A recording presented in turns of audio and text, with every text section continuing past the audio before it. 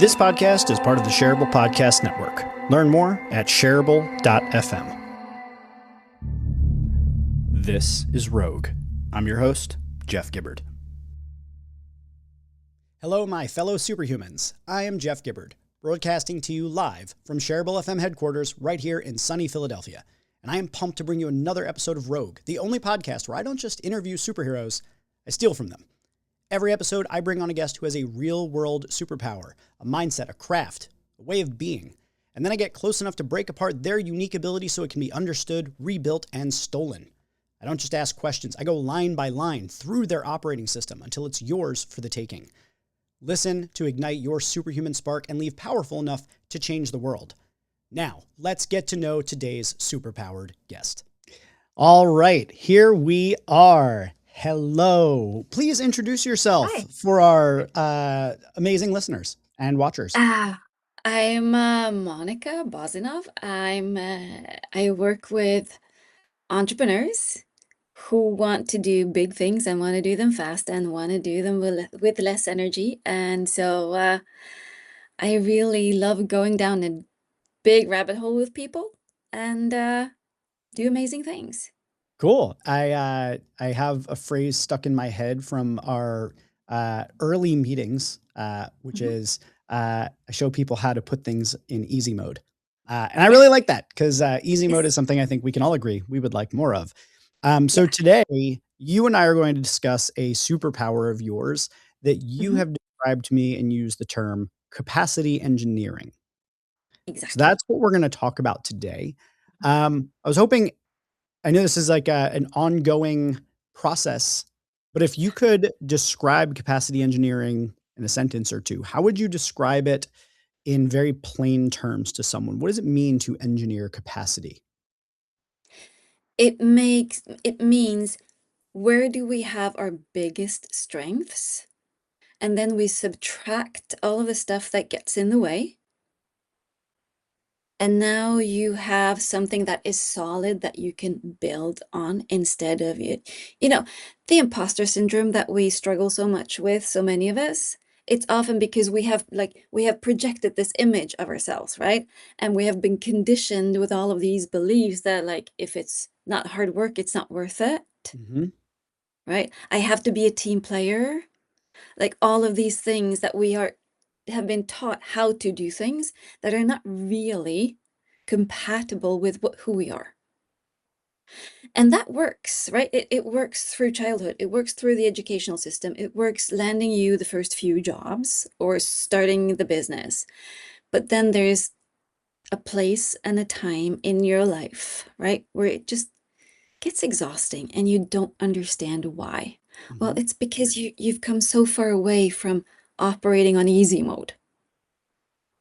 And that's what capacity engineering is about. It's taking away all of the stuff that doesn't really serve you anymore and getting back into your core so that you can operate from that space. Interesting. So I think this is actually a clarifying moment for me because we've had a lot of discussions about this, but it almost sounds Mhm. like you are engineering for capacity Yes. as much as you are engineering someone's capacity, right? So it's not Yes.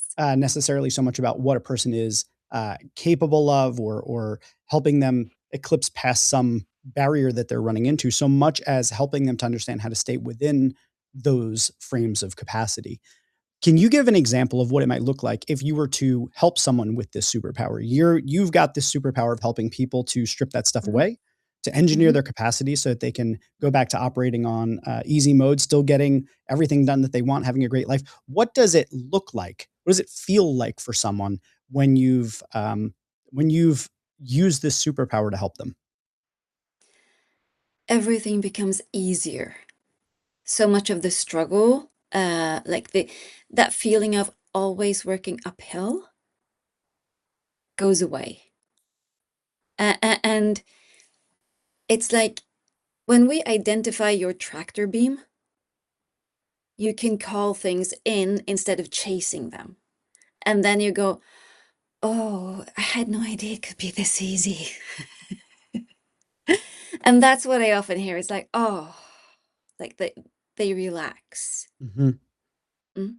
What's because I'm neurodivergent.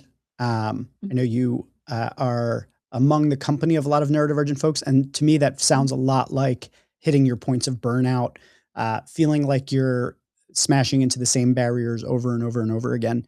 Can you describe a little bit about just so people can place themselves in that situation of when do they know that they're in a position where capacity engineering is something they need to think about? What the pushing the boulder uphill feels relatable, but a little bit. Mhm. Give me a little more flavor to that, if you would. Yeah, so the people that I like working with, like, are often neurospicy, Hmm. uh, because that's the entrepreneurial world, right? It's it's how we got where we are. But there's this, um, what I often see and what I often hear resonates with people is that everyone around them sees them as successful. And on the outside, they are successful. They have achieved a lot because they are the rule breakers. They are the people that do things differently. They don't follow the template, right? It's why they are where they are. And so now they find themselves in a situation where everyone is going like, "Oh, Jeff, you did really well, right? So slow down, just slow down, chill, right?" But on the inside, they know that there is a next level. And very often, people tell them, "Oh yeah, you should be. Why can't you just be satisfied where you're at? Like you're way ahead of the rest of the people, right?" Hmm. And then if it's someone who is, in psychology or trauma, talking to them, they're like, "Yeah, but that's your trauma talking to you." Hmm. Mhm. When it's actually like they do have a drive on the inside to do something more, and they know that there is more to tap into. Hmm. But then it's but if it was that hard getting this far, like I don't want to work even harder. Mm. Like So it's in the sense that the pattern will inevitably continue if you were to keep climbing, and the yes. sense that maybe Yes. there's not a different way of approaching past this point. Yes. You chose the word engineering and Hmm. capacity for this. So I think the clarification for me of engineering for capacity is a useful way for me to think about it. But you chose the word engineering very deliberately, and Hmm. you're talking about capacity and hitting a point of easy mode by removing things and stripping it away. And I really like that. Um, when you look at someone who is in that position where they want to take the next leap, but they maybe feel like they can't, or they're operating below the potential of where they Hmm. want to be, what are some of the signs to look for? And what are some of the first steps that you take to kind of like that could help someone to diagnose themselves as seeing like this is the stage that they're in? What are the sort of ruminating thoughts? What are the sort of conditions? What are the what's going on there? Yeah. So usually when my clients are usually sent my way, Mhm. because people don't self-identify. Mhm. Because they are so indoctrinated, this is the way it should be. So it almost takes an outside perspective to identify them. Mhm. But very often it is a person that they know, like they have this feeling that I should be leading a mission. I should like they have this sense on the inside that there is a mission waiting for me. But then they start like comparing it to the job that they had, or the first business that they, the first time you start a business, you do everything on willpower and you grind, right? And now there is like this next business needs to be purpose driven, right? I'm not just doing it for the That's money tracking anymore. for me. That's like a one-to-one Yeah. tracking for me pretty much. Yeah. Yeah. I Yeah. see that. So now like it's not, I'm not going to do this just to make more money. There needs to be like a bigger thing. But then, okay, if I step up into that, who do I have to become and what do I have to do to get there? Is that the primary place you think people get stuck is in the who do I need to be? Or do you think it's internal or external? Because you mentioned trauma and Mhm, kind of like the mental and emotional game that might be going mhm, on that might need mhm, to be dealt with through therapy. There's also like there's circumstances that are sometimes beyond our control. And then mhm, there's this other thing that you're talking about sort of like the combination of those two things, which is taking the externalities as they are, taking the internalities mhm, as they are. mhm, Who do I need to be? Where do I need to go? How do I need to traverse this to get to the next level?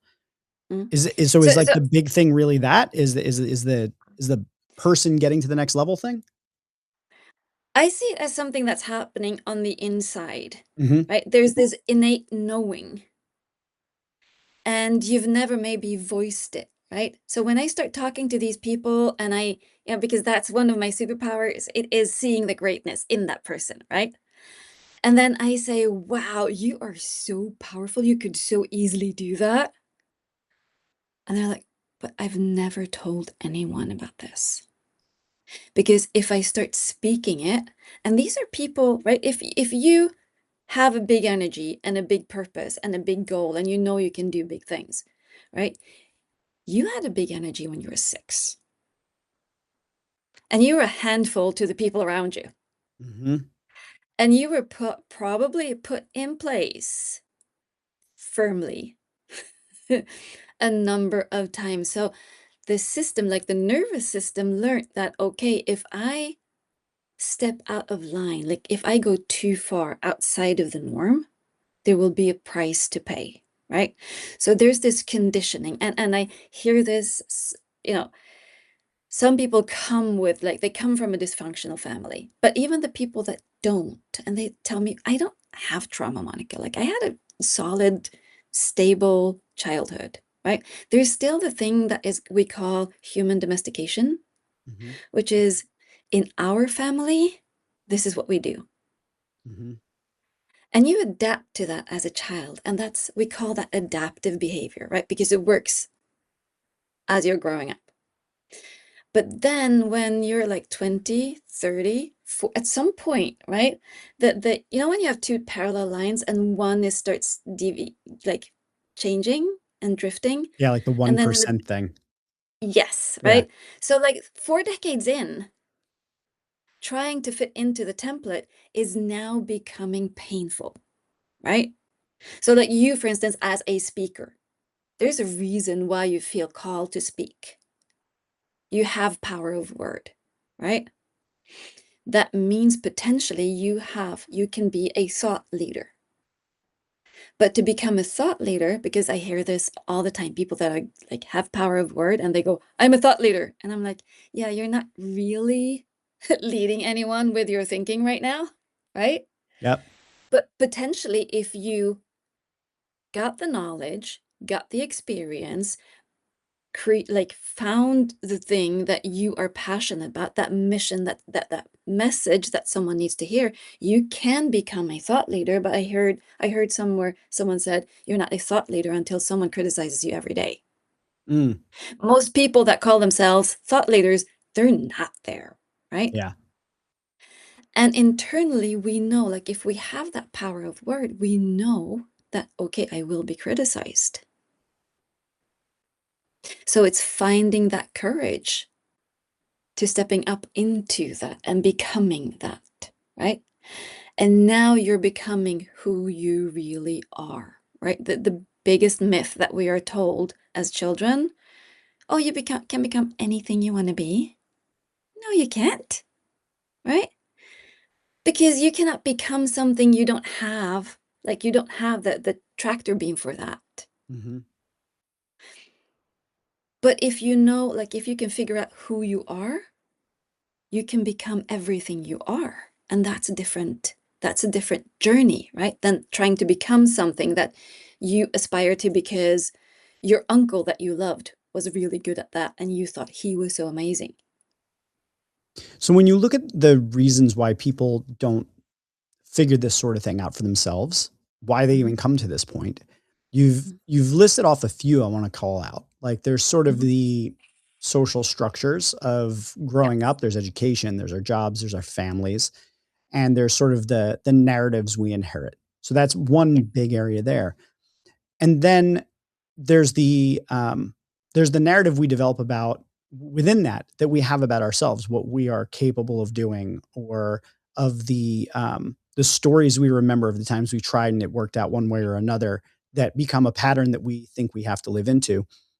And then there's all of the to your point, the like the lie of you can be anything you set your mind to, which to a certain extent it's like, yeah, there are outliers in every circumstance of like, well, that's remarkable, that shouldn't have happened, but it did. But in general, to your point, we have certain innate characteristics about how we see the world, how we operate, the conditions of the stories that we were given, that allow us to gravitate towards certain things and do it more easily. And you and I share an interest in this of people and their innate greatness, the thing that they can do. It comes easily to them that they take for granted. I think we both really appreciate that. I'm curious your take on why people don't see this, why they don't know that that's there, why they don't see the thing that they were really good at when they were six, and what's stopping people from getting to that next level. Because again, your superpower, being able to see the greatness in people, that's, I think, part of this is in the concept around engineering for your capacity. You first have to know kind of where is your greatness inside of you. How do you see the problem? Like, give me the problem statement for people of why they're not just doing the thing, which I think even of itself could be a potential problem. Like, just do it. Maybe that's not even Yeah. it. How do you see it? Well, all of those things that you mentioned, because we get programmed, right? Who we should be Hmm. before the age of 6. Most of it before the age of 4, right? Hmm. And that happens before you have a conscious like cognition, before you have the ability even to critically question what people tell you who you are, right? Yep. So all of the like this is how we are in our family, in our community, in our society. This is who we are, right? And if you never start questioning that, then you will never even see it, right? Hmm. And once you do start seeing that, the most scary thing is to truly go out there and be you. Hmm. Because now, like if I put on a role, like the good daughter of the family, or the good HR consultant, uh, if I get rejected, I get rejected for my role. But if I go out and really be me, now I'm like that's personal, right? Yeah. And in the entrepreneurial life, the whole thing, like, no, it's not personal, it's just business. Well, that guy who said that was not an entrepreneur, Yeah. Yeah. 100%. right? When you think about the costs of this, and then I Mhm. want to get into breaking this down because I want to underscore this part of what's at stake if people don't deal with this, if they don't learn how to hit that wall, step back, think about it, and then engineer for the capacity that they need. If they don't investigate those narratives and decide and to choose what it is that they want to be, and have the courage to say, I'm going to go and do this thing, even if it means that criticism will feel like criticism of me rather than criticism of my role. What's at stake if they don't do that? Because it can sound very comfortable to just be like, yeah, but also I could just not do that and I could just kind of coast. But like, what's really at stake there? Well, it is the choice that most people do. Hmm. But it's not living who you really are and your purpose, and not having the impact that you could, because like we are here to serve in some capacity. It's never about me, Hmm. right? It's about me, but it's also it's if I do something just for me, that's not my purpose, right? Even if I do something big and outrageous and be seen out in the world, it will always serve other human beings. And there's something amazing that happens when you go out and you be you, right? And people go like, Jeff, because of what you did, I could do that, right? And there's something extremely rewarding in that, and knowing that you live the best life that you could, and that you live your own life. You made your own choice. Yeah. I dig that. I dig that. Okay. So I'm on board with it. So I want to break down your superpower. I want to steal it. One of the things about this show that I find most interesting is that I think people take their superpowers for granted. I know that you don't really, because we've had a lot of conversations about this. I know how much thought you put into it. I know how much energy you put into it. I know how much you care about it. Um, but at the same time, you are very close to it. And we've had a lot of Mhm. discussions about capacity engineering and the positioning of it and how you talk about it and all of these sorts of things, because it's a concept that you're very, very close to. And so today, as we break this down, I want to assume that nobody can do what it is that you do. So we have to break it down into its barest, most simplest, basic components so that anybody who is listening can steal this superpower from you. And I'm going to do the job of asking questions and trying to turn it into a framework. Mhm. You may already have a framework, but I'm going to be listening for like, if I had to rebuild what you can do, how would I do it? Um, Superpowers develop in a lot of different ways. We may have even had this conversation before. And most of them are attached to some sort of either traumatic event or horrible thing that happened or something that was the moment that the superpower first emerged. It was like we become the people that protect us from whatever that thing was, right? So I want to first understand from an origin standpoint how you came to develop the collection of abilities that make up this superpower of teaching people about capacity engineering, how to engineer for their capacity to stay on easy mode, to do work that they love, to live in alignment with who they are. And I'll give you kind of three categories, and I want you to tell me which you think it most fits into, because it's always all Mhm. three of these. So Mhm. the first is what I call sort of the Superman version of it. You were born with this. You came from the planet Krypton, yellow sun, you strong, right? That's one.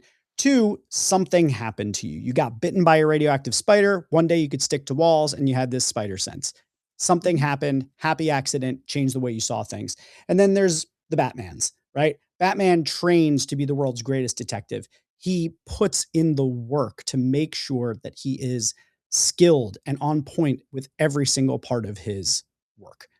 You do the capacity engineering thing, you work with these entrepreneurs. I want to know the origin for you of how it started for you, and then we can kind of go from there. Well, I have special interests, and they are not trains and planes. They are human beings. So I've always been fascinating and tried to understand these, like, what's really going on, right? So that's one of the things that even as a child, I remember observing people over and over and over again, and I saw patterns, but I didn't have the language for it. And I think that is so yes, that brain that is kind of like everything everywhere all at once, that I came with that, right? Mhm. And then having a like really having a soft spot for the underdog, Mhm. which I think like you and I both have in common. Like it's gotten me in 100%. so much trouble over the years.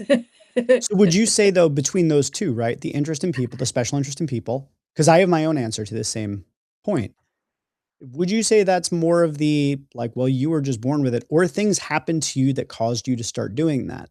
The interest in people, the assessing them, the building sort of recipes of how to deal with social situations, the interest in the underdog, like those could have been things that like they're just part of how like it's been there forever, right?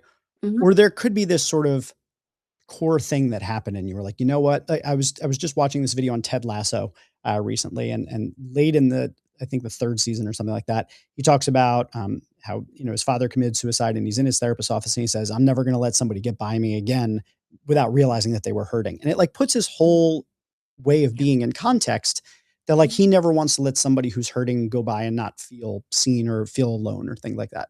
So I'm Yeah. curious, and for people who are putting themselves in this situation of trying to think how they can engineer their own capacity for greatness, but also see it in others.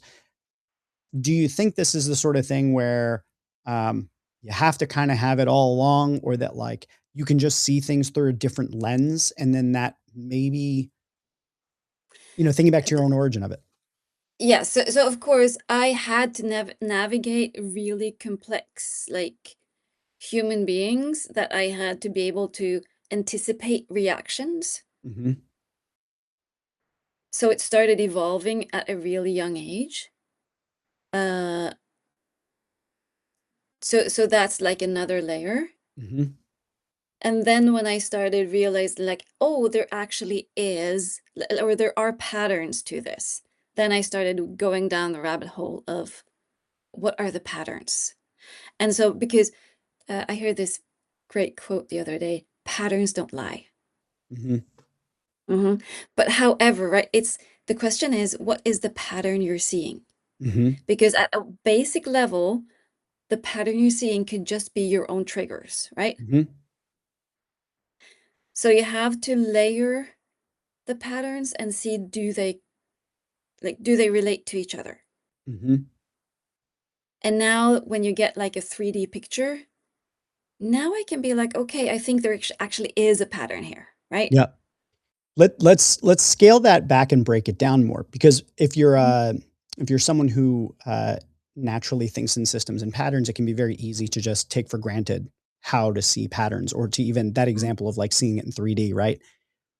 Start with like, imagine that you have no idea how to see the patterns in people, and you have no idea how to be able to read um, the different ways of preparing for different types of scenarios where you would have different reactions. Like really take it back to like the very core. I mean, Alien, I just landed here. Help me understand this.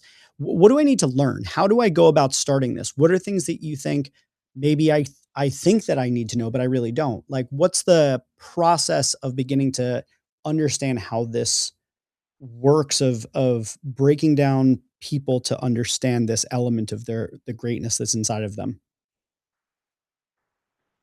Yeah, so if someone is doing this for themselves, uh, where I would tell them to start is to start sensing, like every time I feel something, every time that something clicks for me, where does it happen in my body? Okay. Because we tend, and this is something, I think the first time this hit me was when I learned about heart coherence, Hmm. like a long time ago, like 20 years ago, uh, where like you think about something you're grateful for, and as that impact, that has an impact on the heart. Hmm. And because we now know, right, that at any given time there's more information going from the heart to the brain, from the gut to the brain, than the other way around. Hmm. So how the heart feels impacts your thinking. And that was the first time I was like, oh, there's a connection, like there's a brain body connection. Because all of the things that I heard was like, just think positive, and that didn't work for me, right? Hmm. Hmm. Because I was kind of living in hypervigilance. And so when I started seeing that connection, so for me, for instance, the pattern is I always feel things in my solar plexus. Hmm. That's where it always lands for me. That tells me something. So that's when you start seeing or feeling that, okay, always feel it in my chest. I always feel it in my solar plexus. I always feel it like right behind my belly button. Start listening to that, because it doesn't, like, all of the knowing, like there's knowing, there's consciousness in your body. Hmm. And we talk about it as the subconscious, and it's like a substandard level of consciousness. But what's actually going on is that the subconscious doesn't have direct access to language, Hmm. right? Because language sits in the brain, and it's really hard to understand something if you don't have language for it. And it's really hard to explain something you don't have language for, right? Hmm. So you have to bring it up to consciousness and start listening. And now you will start seeing a pattern inside of you. Let me give you an example. I want to see if I'm on track here, because what I heard in you is a positive framed example. And Mhm. I think that'll make potentially more sense to some people after I give a negative framed example. Mhm. So I remember when I was running my agency that I began to notice in my body when certain clients would call me. Mhm. And it was not a good feeling. It was like, oh my God, I'm in trouble. Or like, I don't like the way I feel on these calls, or something like that. And it wasn't until the third or fourth client that I had like that over the years that I was like, this might be something to pay attention to. Like this, there's something about this here that I need to look at.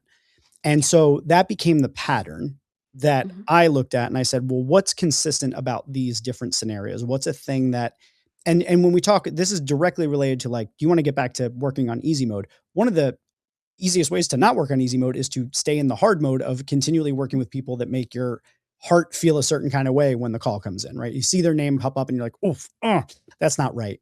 So I think the Mhm. positive framing example of like, ooh, I do this work and it makes me feel alive. It makes me excited. It makes me want to do that. And I can lean into that. I think on the other side, there's like, what are the things that kind of make you recoil and retreat and not Yeah. want to do that? And it's interesting because what I'm working through here, one of the ways that I break down superpowers and steal them is I go through the superhuman framework, learning, thinking, communication, action. I go through those in different ways.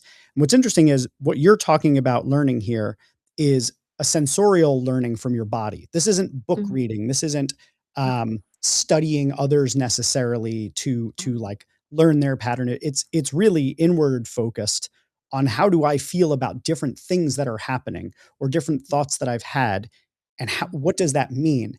And what you're saying is tune into that and look for patterns of the ones that are probably the most consequential. What are the ones where you're like, I really don't want to talk to this person, or like, oh, I'm so excited that person's calling, or I really love doing this work, or I really hate doing that work. What are those patterns? Does that track with kind of how you think about capacity engineering? Absolutely. So because you don't have to read books to feel that, right? There are books and books and books and books written about it. Huge books, big books that I use as encyclopedias, right? When people say, "Oh, this thing comes up," and I'm like, interesting. Do you also experience this? And Hmm. they go, "I never told you that." And I was like, "Yeah, but there's a pattern, Hmm. right?" So once you start listening to yourself, because we are taught to not listen to emotions, they're just emotions, Hmm. right? Or, yeah, that sensation, you probably, you slept like your head was lying wrong on your pillow. So, right? But if that happens every Monday morning when you wake up, maybe there's something else going on, right? If you're fine Friday and Saturday and Sunday morning, and then Monday morning, there's this pain. Why does it always show up Monday morning? Yeah. Right? So one of the things that just occurred to me, it's interesting that you and I are having this conversation, and I'm wondering um, potentially if this will be useful for some of the people listening, because I know we have a lot of neurodivergent connections. But I found throughout a lot of my life that I intellectualize my emotions before I feel them, and so I think Mm-hmm. one of the reasons why those patterns were potentially a little easier for me to spot sometimes is that I was like, I'm having an experience. What is this experience I'm having? First, have to sort through what is the emotion, and then I'm still in the thinking mode here. I'm like, well, I'm feeling sad, or I'm feeling anxious, or I'm feeling this. That's what that feeling is. Why? And then I start to break it down. And I'm wondering if in the different people that you've worked with, if you've noticed that there's a difference in the way that people process this experience of the information that they're learning from their bodies and what those Mm-hmm. feelings might mean. Because you mentioned, like, maybe you laid your head on the pillow. I'm wondering if there's a lot of people who might think, oh, well, it could be any number of other factors rather than the potentially the direct factor that's causing them to feel that way. How do you get people to think about this? How do you get them to look at those patterns and make sense of them when there's all different ways that people are going to experience this, from the I have to intellectualize and understand my emotions by first naming them and going through the process, to those who just immediately feel the emotion and have to try and place the source of where maybe it's coming from? How do you manage that? Well, the body is an algorithm. So when we start listening, so I will have to like bring this up again. Hmm. People are not always ready to listen to it, right? Um, so that is why the work that I do over time becomes even more powerful, because now I I recognize your patterns, Jeff. Mm-hmm. Remember last year, May? Remember when you had that conversation with that client about that topic? And now you have, this was not the same client. And you go, oh, I seem to repeat that pattern on a yearly basis. Right? And now it's like, okay, what does that remind you of? And now people go, oh, I get it. Right? So it's really hard to do this work all alone, like to really increase your capacity. Like you can get an awareness of it, Mm-hmm. but we have those blind spots. We're not really good at seeing ourselves. Mm-hmm. So that's the value of having someone like me in the life of an entrepreneur that wants to make quick changes, Mm-hmm. because in 20 years they will see this, but they don't have 20 years. If Mm-hmm. you're 45 and you want to wait 20 more years, or I can collapse that for you and we can do that in 3 months. Mm-hmm. Which do you choose? Is there, when you're working with clients, I have like a multi-tiered but related question for you. I'm curious about language because you mentioned um, pointing things out for people and patterns. And I'm wondering if patterns as an outsider, let me reframe this. There are going to be people listening, and there's two sides of this. There's how do you engineer capacity for yourself? So those are things to look for inside of yourself. And sometimes it's going to be difficult to have that communication and that self-talk that helps you see things you can't see from inside the bottle, right? And so working with external people can be really helpful when you're trying to work on your own capacity. But if you're trying to look for greatness in others and help them to be able to see maybe where they're getting stuck and where they need to work around it, there's kind of two different types of language there. When you're talking to a client, do you find that there's anything that you find yourself saying or ways of framing things that seem to just click and get people to see like, aha, I get it now what you were saying. And, I'd imagine showing them their own patterns is one of it.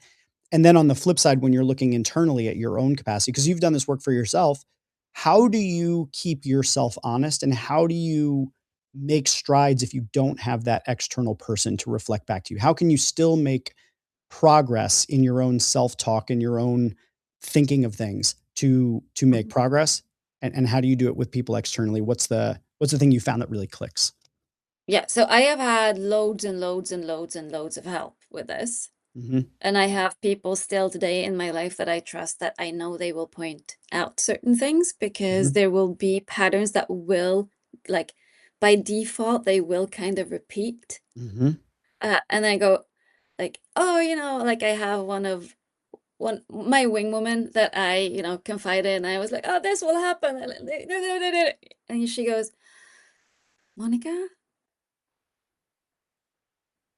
And by now it's like, oh, yeah, I get it. I know it's the same old story, right? I'll stop playing, because your thing is your thing. So we all have those weak, like there's this weak point, or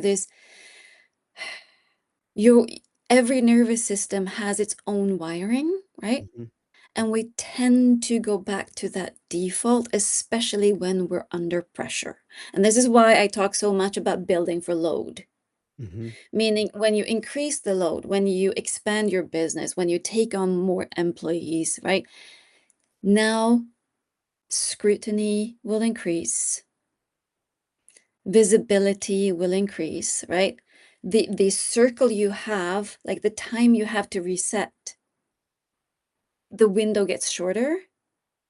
So now you have to do that deep work so that you can carry the load. So for people building fast, people that are taking on big loads, you want to make sure you have that support outside. For someone who's just like dipping into it and want to get to know themselves, it's just start listening to the body and actually listen, because some of the things that will start coming up will not be fun to listen to, right? So like an easy thing to do for that, like a tiny hack, would be what I call a tap and rant. It's like when you notice something coming up and it's annoying you, and it feels like it's, it's their fault. They did that to me now again, right? And it's actually you creating the pattern, and you don't see that in the situation. So I just go like, stupid. People are stupid, right? And you get that frustration out. And now it's easier to see yourself. So that is one of the things that I love with this work, is that people, when you do this work, when you see your, when you identify your blind spots, you actually become kinder and more compassionate towards others, because you start owning, like, I can own what's mine. And now I don't have to judge others as much. But I tell my clients as well, like, when you work with me, you will get annoyed with me, right? And you can do that. Like, Monica is, I can't believe she said that, right? You're allowed to scream at me and tap that out, so that when we get back into the next session, there is not all of that frustration, because we all want to blame someone else, right? Yep. It's kind of human nature. Yep. So when you move that, and that's where I see people get stuck. They want to be, right? Especially in this community, we are so, like, we have experienced so much injustice. We want to treat everyone the best we can, and we're so afraid of being judgmental. And we freeze into this, like, I have to be kind. I can't, no, I'm not that person who judges, because I have been treated badly so many times, and I don't want to think anything like any less of anyone else. And so we get stuck in that. So I say, just go somewhere, right? Go for a drive. Go in your car. Make sure no children, no pets are allowed to be near. And you voice that, how stupid people are, how ignorant they are, and you get it out of your system. And now what comes up is compassion. So, like, I used to have, like, a really hard time with what I called spreadsheet people. Oh, I can't deal with spreadsheet people, right? And now when someone comes to me and they're a spreadsheet person, I go, oh, that's so cute. You're a spreadsheet person. I could never do that, right? So instead, now I see that as, wow, they can do something I can't. And I know, like, if they like spreadsheets, if they like systems, and if they can put things in place, they can do something that I cannot do. They're a massive asset for me, right? Mm-hmm. Like, your systems, capacity engineering, I would not have the language for that without your system. I'm proud to have had a hand in that. Thank you. Yeah. Right? I've been furiously writing over here because I'm in the last 5 to 6 minutes, a lot of this has been getting kind of crystal clear for me, and the kind of the framework of what I'm hearing from you.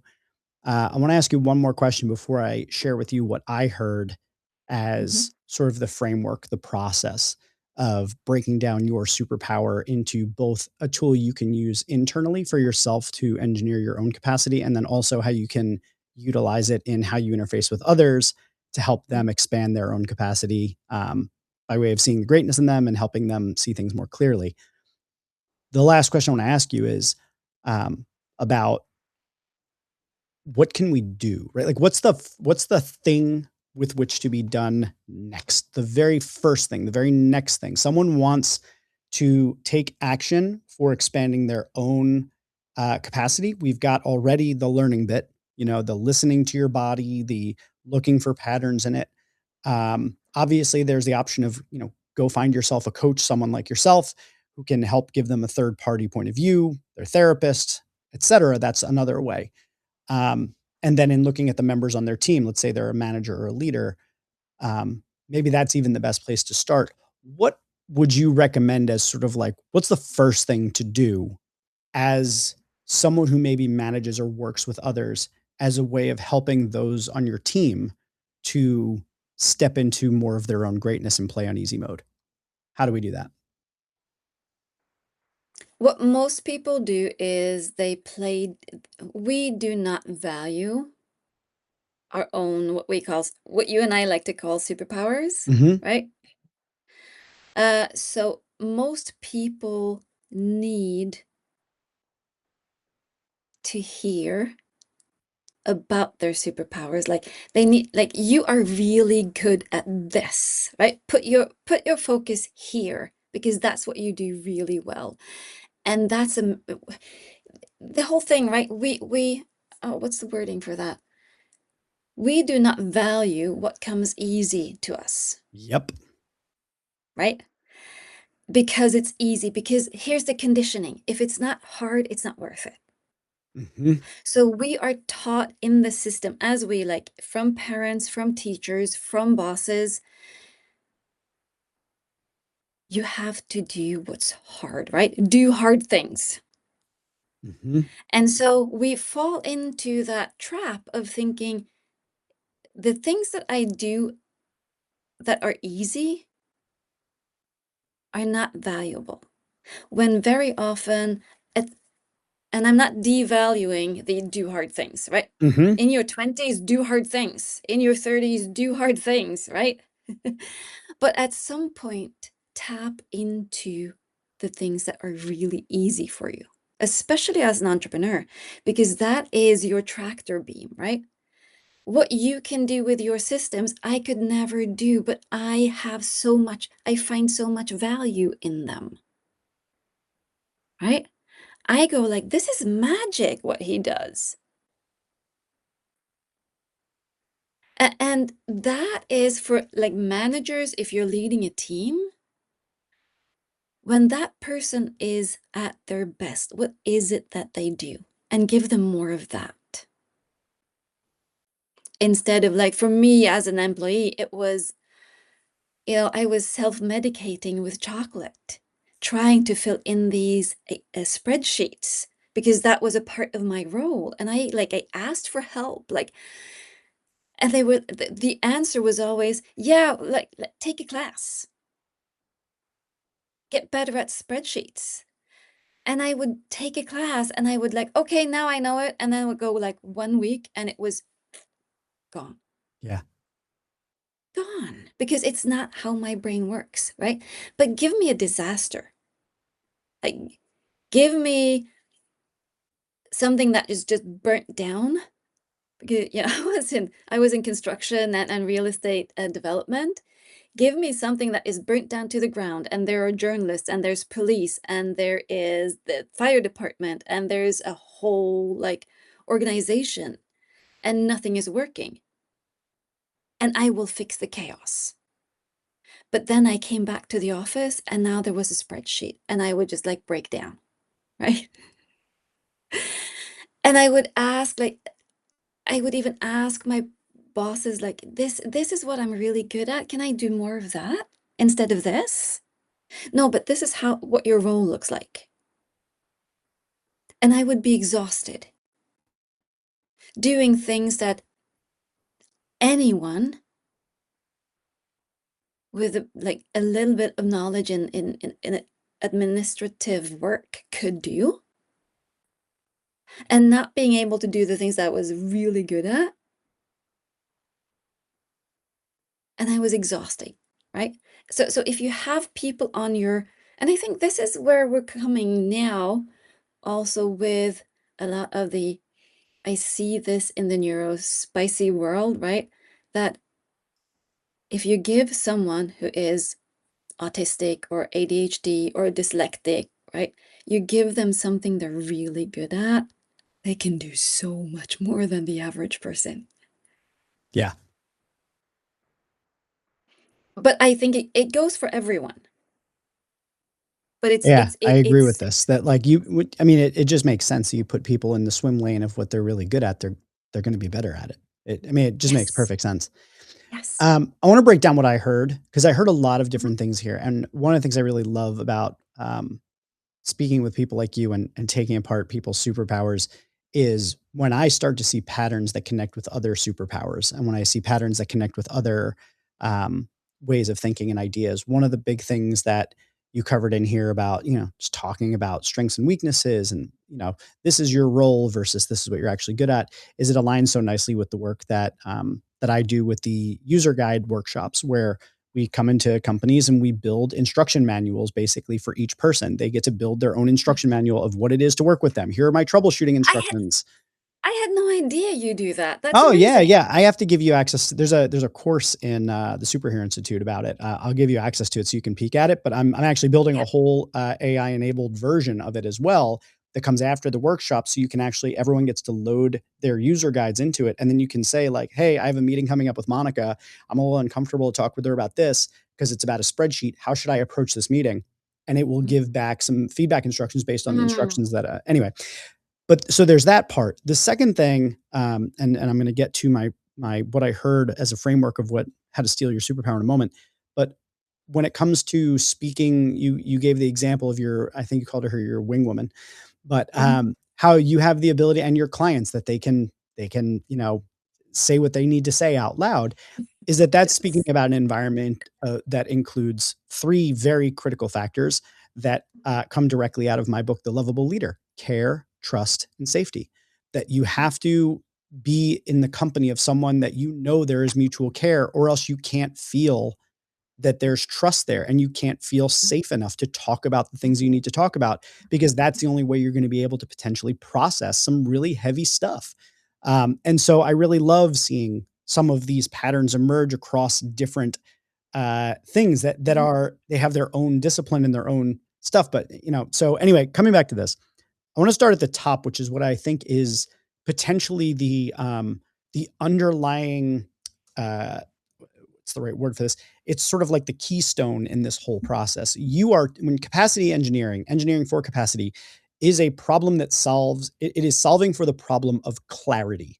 It is Mhm. solving for a lack of understanding about what you should be doing with your time, about what it is that you need to be able to do this thing that it is that you want to do. It's about getting clarity about what is this thing that you wish to actually do. So I think at the very core of everything you're talking about here, and what follows in what I'm about to cover, is I think that the goal is really about getting clarity around some very fundamental ideas. And again, I think the big ones that I saw there are sort of like, the who is my safe space, who is the person or people that I go to when I need to be able to process things. It is, what is it that I wish to do? What do I need in order to be capable of doing that thing? And what are the things I should be doing with my time and shouldn't be, based upon the things that I'm learning about myself and understanding.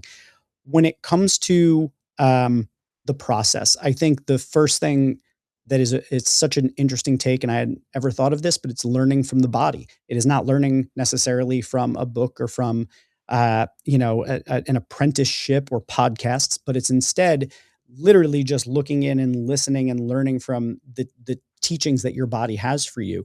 Why do I feel this way when that person calls? Why do I feel this way when that person calls?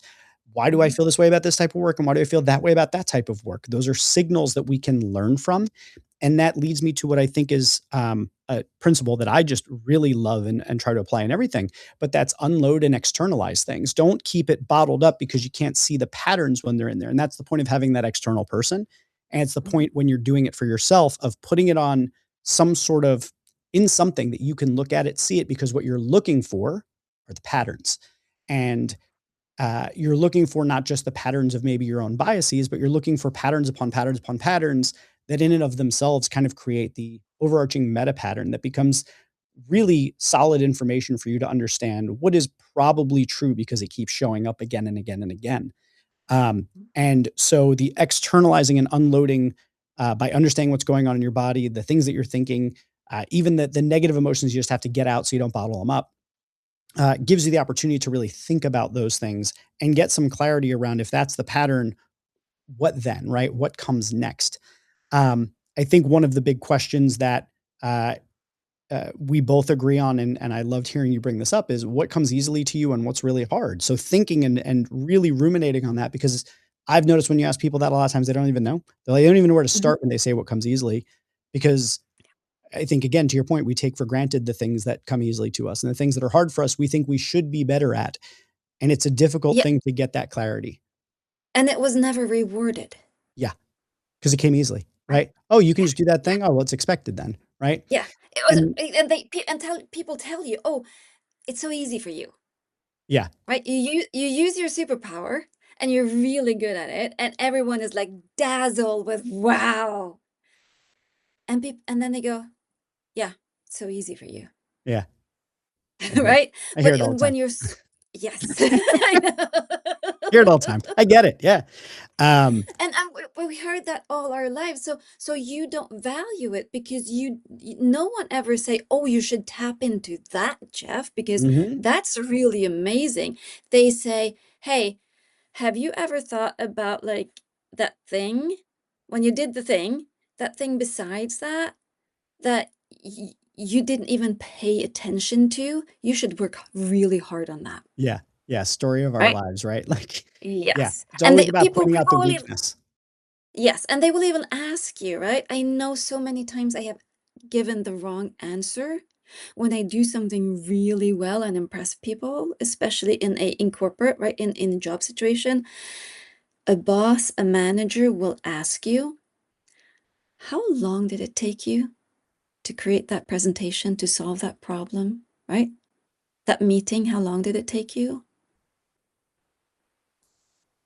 And the right answer is always, oh, I struggled for 2 weeks, Yeah.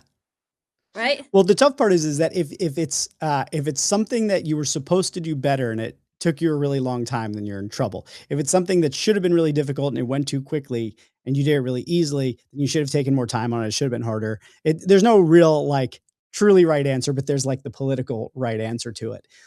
And I think that comes back to, so the final point of the things that I heard from here, from the things that you were mentioning, is that when we take this outside of just the individual working on themselves and we bring it to a workplace and we think about collaboration, all of the same ideas here I think apply, in that you want to create the conditions for care, for trust, for safety, that people can speak openly and really get things out. And that doesn't mean everybody has to be safe for everybody. It just means that there needs to be an environment where everyone can process, right? And we're in pursuit of clarity. And some of the most important things that we're looking for are to have a space where people can listen to themselves and understand and externalize and unload, so that we can look for patterns and understand how to best collaborate by finding out what things come really easily to people and what things are really hard, and stop putting people in the wrong positions. If you put Mhm. people in positions where they have to do things that are really hard for them when they could be doing things that are really easy for them, it's just a misuse of the team. Yes. And so when you think about capacity at an organizational level and engineering for capacity at a team level, organizational level, you should be looking for, how do we create the conditions so we can get all this information, get the most clarity? What are people supposed to be doing? What are people most interested in doing? And let's allocate them in that way. And you could massively expand the capacity of any given team just with that small shift in how you do things, rather than just constantly telling people that they have to fit in this particular box. And also understanding the different wirings, right? I call that, this is something I see. It happens in the C-suite rooms all the times. I call it the clash of the titans. So you have like the charismatic CEO, power of word, and then you have the HR or the head of finance, who is very like, he's really good at spreadsheet and putting every big picture thinking, knows where everything needs to go. And instead of saying, whoa, he does something that I couldn't do, instead of both of them saying that, they're going like, oh man, he's doing it all wrong, because that is not how I would have done it. Mhm. Right. And now they start fighting who is doing it the right way. And there's a massive clash. So, with what I see with this work is that the person goes into the C-suite room knowing now that this is why this person reacts like this, because they have this wiring. Yep. And now I can like, oh, cool. How do we like create synergy instead of who gets to win the battle? Love it. Right? Yeah. Yeah, makes perfect sense. Well, Thank you for coming onto Rogue and letting me pick apart your superpower and steal it. I hope that it You're welcome. wasn't too draining for you because, you know, No. when Rogue steals a superpower, it can be very draining. Tell the listeners how to find you when Gotham is in trouble. Yes, I think you have my LinkedIn I do. in the I have all the stuff in the show notes form, but just for yeah. those that are listening, where can they find Mhm. you? Where can they learn more about you and find you? LinkedIn is a good place. Like reach out. I love one-on-one conversations. I love deep connections. Reach out, and if you want to know more, learn more, have any questions, and also, of course, in our community. Yeah, and the Superhero Institute. Come on in. Yes, If people want to have a chat with you, do you have anything like just like a yes, quick chat sort of thing or anything like that? yes. You can go to monicabozinov.com/call, and you can get a capacity call, and we can have a conversation about that. Cool. Good stuff. I will make sure that all of that is added to the show notes. And for all of our superpower listeners, I hope you're not done growing. And we'll come back for the next episode of Rogue, where I'll be talking to another superhero to learn about and steal their superpower. And as a reminder, as Monica kind of brought up, if you join the Superhero Institute, we have something called the Rogue Gallery. And that's where every superpower we talk about here is broken down into a PDF that you can download and learn for yourself. This has been an episode with Monica Bozinov, and I have been Jeff Gibbard as always. And until the next one, please keep doing your part to create a world that is kinder, safer, and more equitable.